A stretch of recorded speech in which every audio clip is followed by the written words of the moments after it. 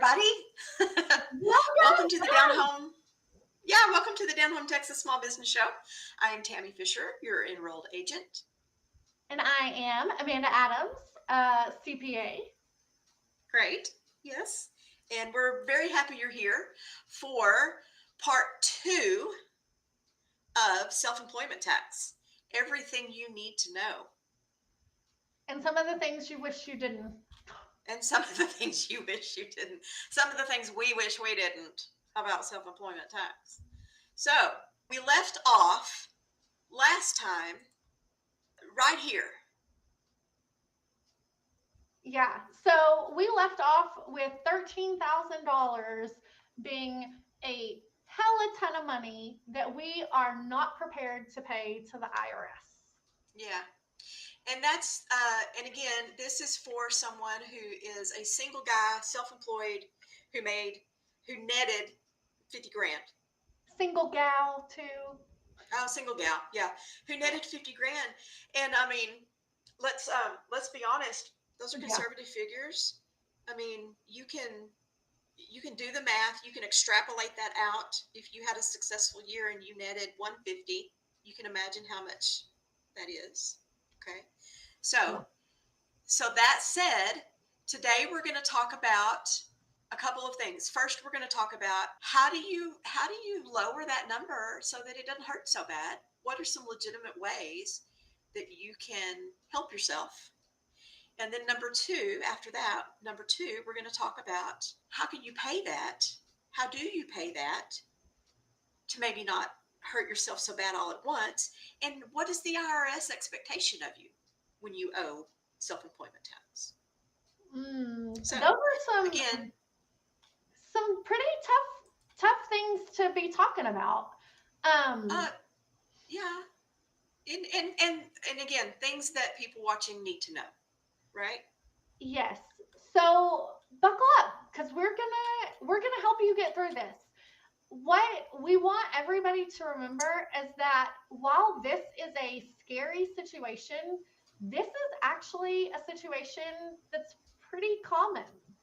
People do not realize in their first or second successful year of business that it's gonna hurt to pay the IRS, especially if you haven't done those things to prepare yourself.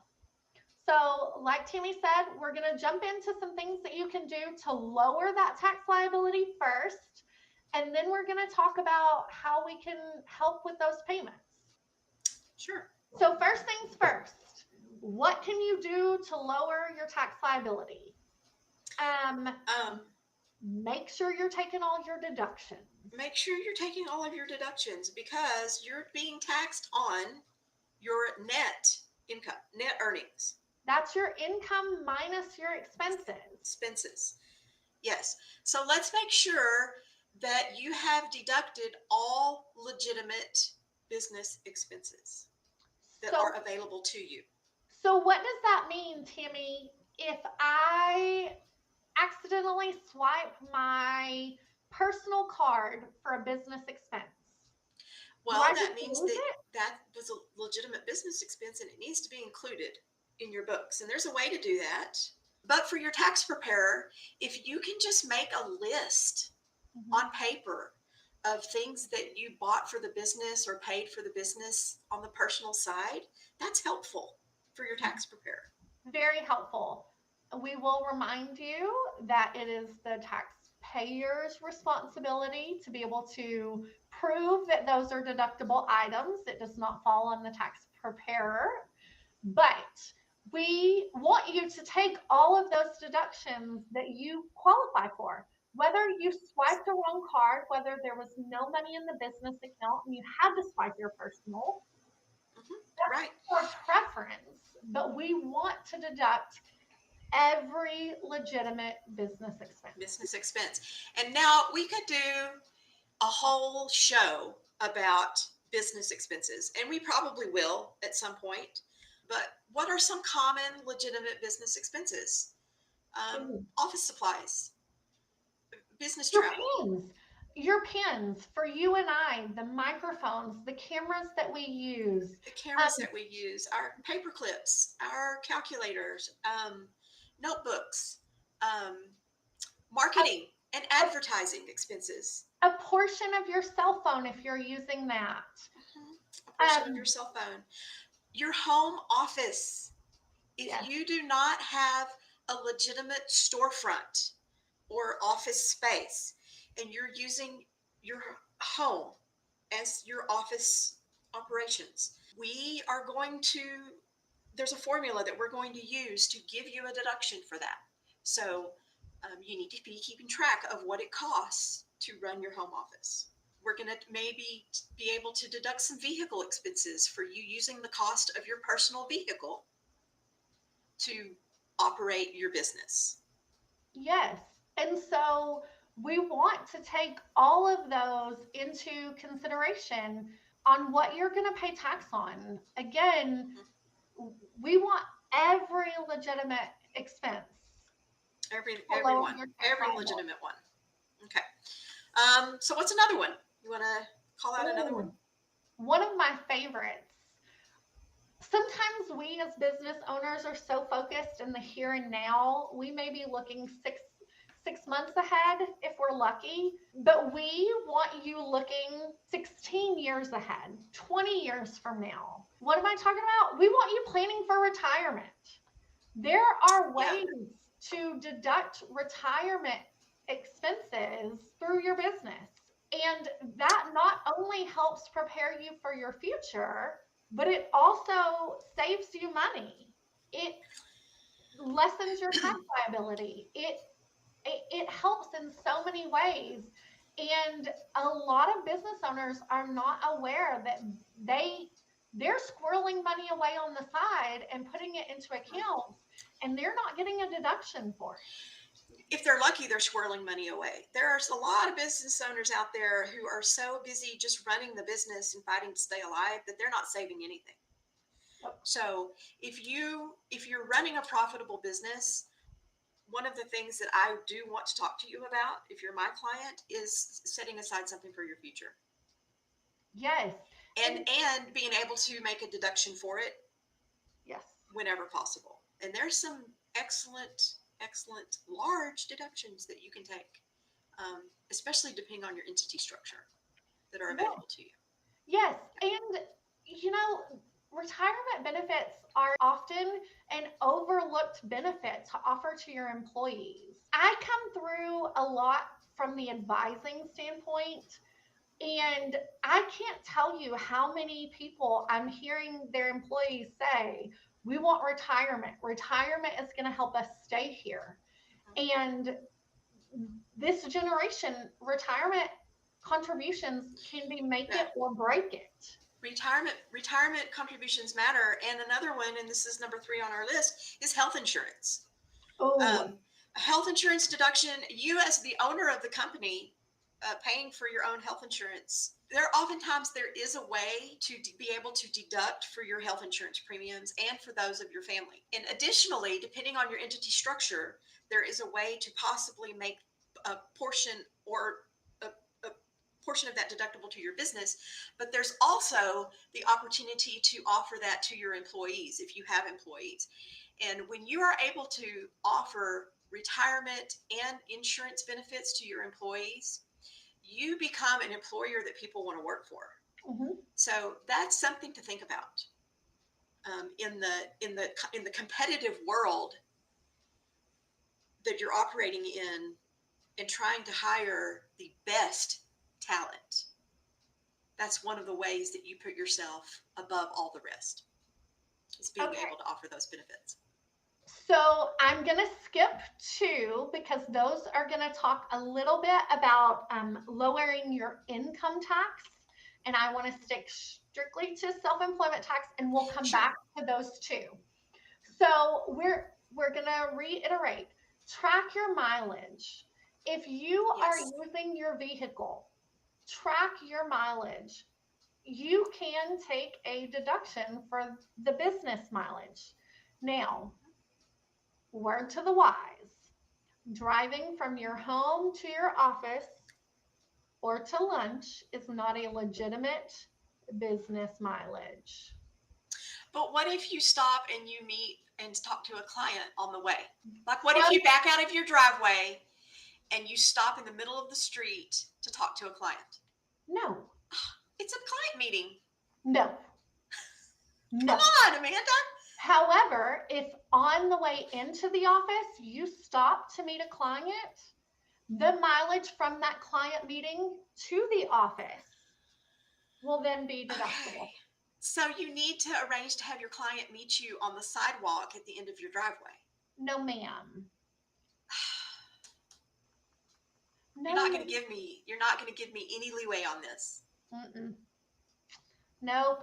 Mileage is one where we should be not only tracking our business miles, but you need to be tracking the personal miles. Yes, you So do. the IRS wants the total miles for the entire year and the total miles for business.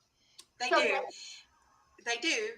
They require us to put it in the little boxes when we're filling in for your tax return. They do, especially if this is a vehicle that they know you're using for personal and business, because they do ask that question. Mhm. They want to know the split and the numbers for both. And they're not stupid. They know if you are an interior decorator, chances are you're not driving a work truck and it's 100% business. So there are some legitimate businesses who have vehicles that are 100% businesses. Mhm. And you can get away with that. But if you're not, then track both mileages.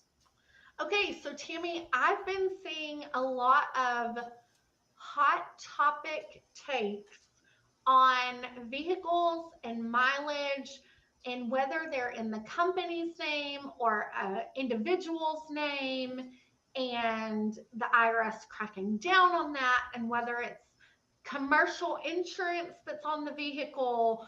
And we are not overcomplicating it, guys. We're not. No. Just give us the legitimate thing. Just give us the legitimate thing. If you're driving your vehicle for business, keep the records. Keep your records. I I am not an auditor. I do not audit your tax return, your vehicle log, or anything else. What I do is use my little brain for common sense. Right. If you tell me you drove 200,000 miles this year as an interior decorator who only works locally, we're not taking any vehicle mileage. 200,000 for a locally owned business? Nope. We're using common sense, guys. So all we ask is that you keep it common sense. Yeah. Let's talk about depreciation. So depreciation is the one thing that I was absolutely terrified to get on my CPA exam. It can be complex, and there are different methods and there are different years. And I was terrified that I was going to have to know each and every one, and what if they wanted me to apply that somewhere. And as it turns out, it wasn't that big of a deal. Yes, I had it on my exam and I still passed. But the point is, depreciation is a non-cash expense. So depreciation is one of those things where you've bought an asset that's going to last you a little while, and you get to take all or a huge portion of that expense maybe before you even pay for it. So if you put something on a loan, a note, you can go ahead and deduct that on this year's tax return. And it can be very beneficial sometimes. Mm-hmm. Sometimes, if you have a business where you are going to put items on a depreciation schedule, I would suggest that you please hire a professional to help you with your tax return. Number one, I don't believe that that's a do-it-yourselfer. And then number two, that's an area where you need to start asking questions and in particular, you need to ask questions about, we're going to get into this, bonus depreciation and Section 179 depreciation. Those are the areas where you can take large depreciation deductions, but if you end up selling the item before its end life, you have to pay that depreciation back.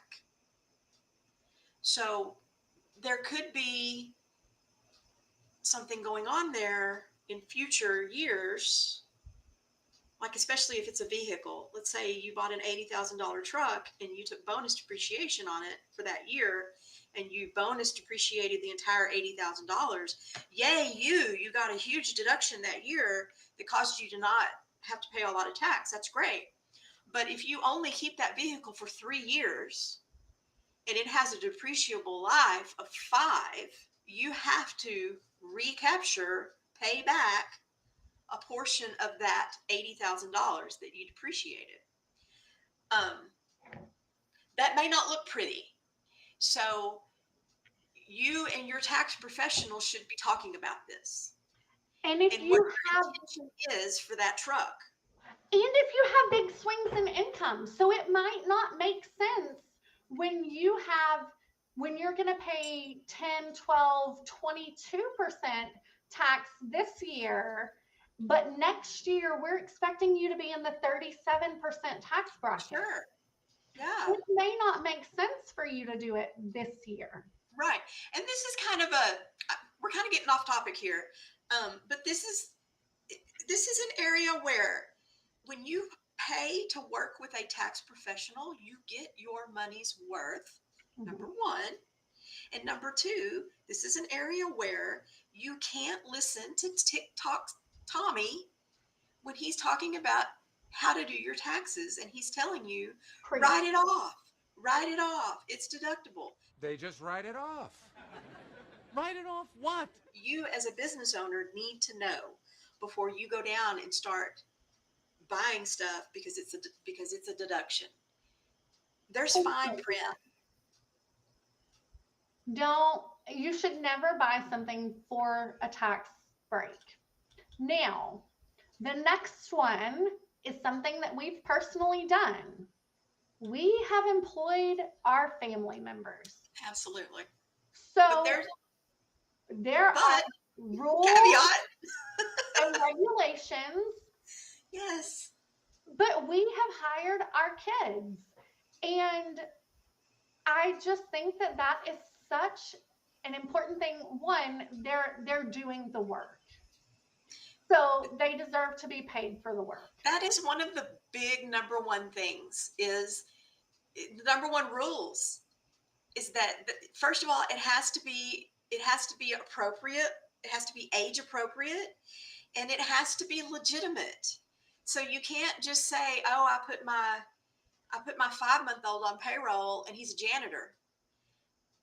Absolutely not. That will never pass the sniff test.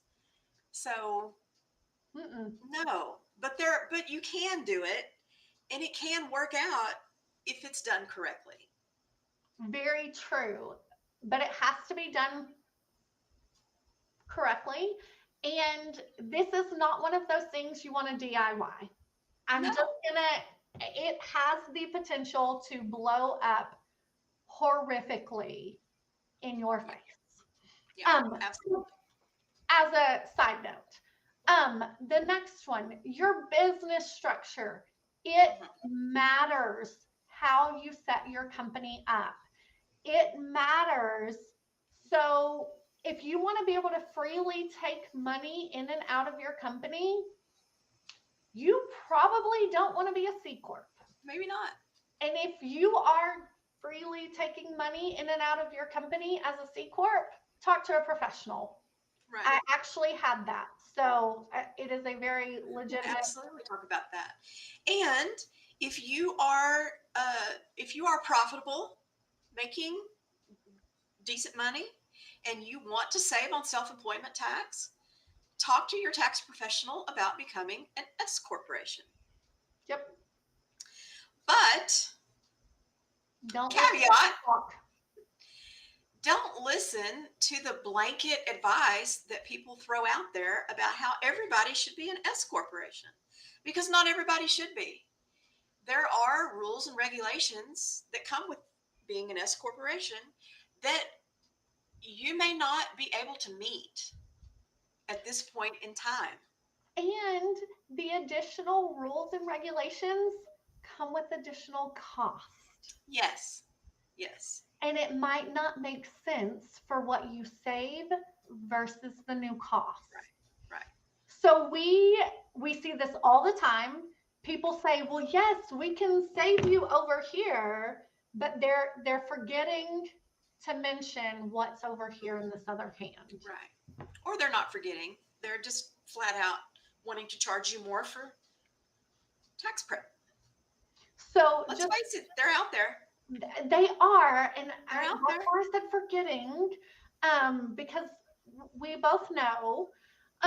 So with that, we're gonna go back and talk about two things that you can do to lower your income tax.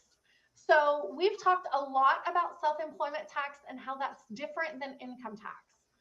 One of the ways that self-employment tax helps you is you get to deduct half of what you pay on your income tax. Yes. So that means your income, you get to take half of your self-employment tax amount away and be taxed on a lesser amount of income.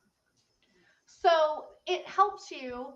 It is not enough to help you drastically reduce your income taxes. So, as an example, for our $50,000 earner, in our example, his self-employment tax was seven something. I'm just going to use $7,000 as a round number. He was able to take a deduction of $3,500 on the income tax side. Mm-hmm. Okay.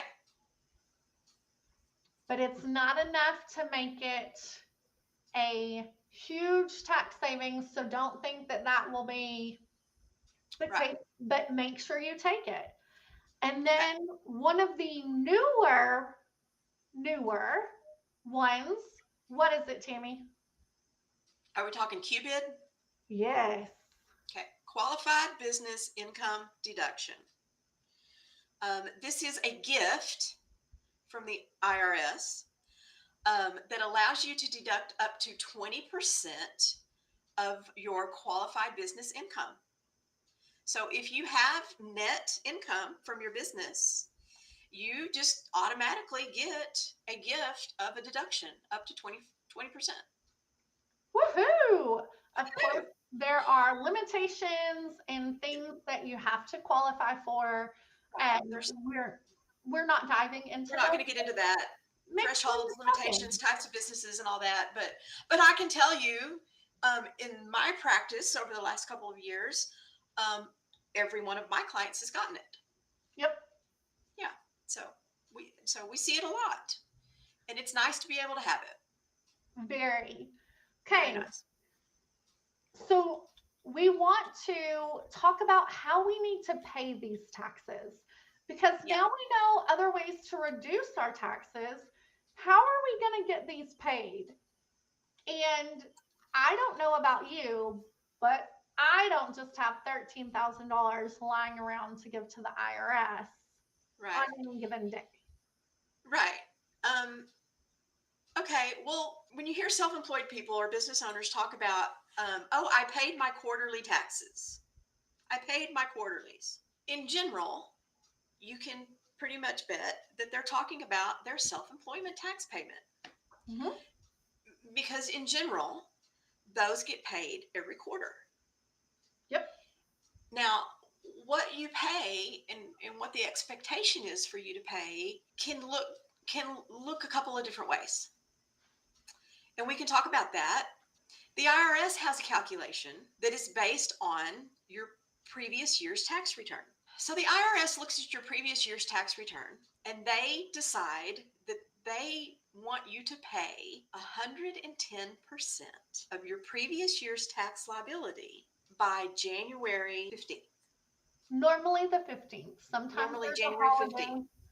That's where, and you'll see this a lot of times, if you're a self-employed person and you go to a tax preparer, or even if you use TurboTax, a lot of times you'll do your tax return and it'll print out those vouchers for you. It'll Mhm. print out those SE vouchers that tell you, oh, every quarter you have to send in X amount of dollars. That's how it's making that calculation. It's calculating 110% and telling you, it's dividing that into 4 payments and telling you, you need to pay this money in at this time over the course of the next year to meet that obligation. That's Mhm. one way to calculate it. But what if, Or you can be working with a professional and making sure that you yeah, are getting accurate numbers for current for the situation. current year? Because what if you have that 110% calculation, but in the current year when you should be making that payment, something terrible has happened and your revenue has gone in the toilet? Let's just say COVID happens. Yeah. What if we had another, God forbid, what if we had another shutdown pandemic and your revenue has been cut in 3/4? Should you still be making that quarterly payment at that level, even though your revenue is much lower? I No, say no, no. no.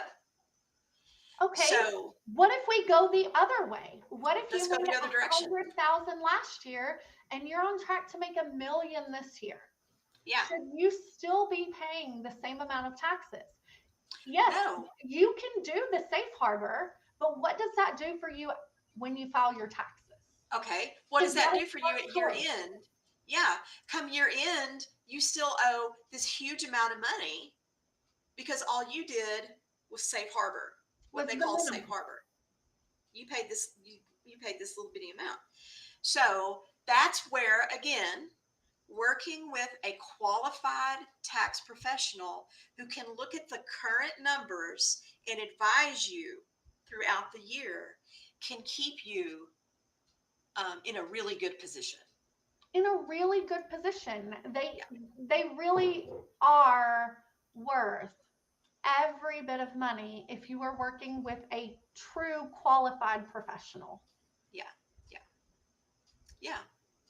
This is what we do all year long. You know, tax filing is the first part of the year and then a little bit at the third quarter part of the year with extensions and everything. But this is what we do the rest of the year. We are digging into your financial world and looking at trends and seeing what's going on to try to protect you from shocking surprises. Oh, yes, that unexpected you owe 13,000. Yeah, yeah, absolutely. So hopefully, this has explained a lot of the self-employment tax conundrum. Conundrum. Conundrum, because It that's what has it is. it has I hope it's been educational for you. We know that some of it is technical and it's not fun and you don't need to know all of the nitty-gritty. You don't have to be able to calculate. That's on us. Mm-mm. But you need somebody who is accurately calculating and reflecting what is happening within your business. Yeah, absolutely. Yeah, and if you have questions outside of the show, you can reach out to either one of us on LinkedIn. You can find us on probably on Facebook. You can find us on the internet. We are easily available to answer your questions, and we are here to help. Very much so. And as always, tune in next show. We can't wait to chat with you guys in the chat while the show is playing. Yep. We look forward to all your questions.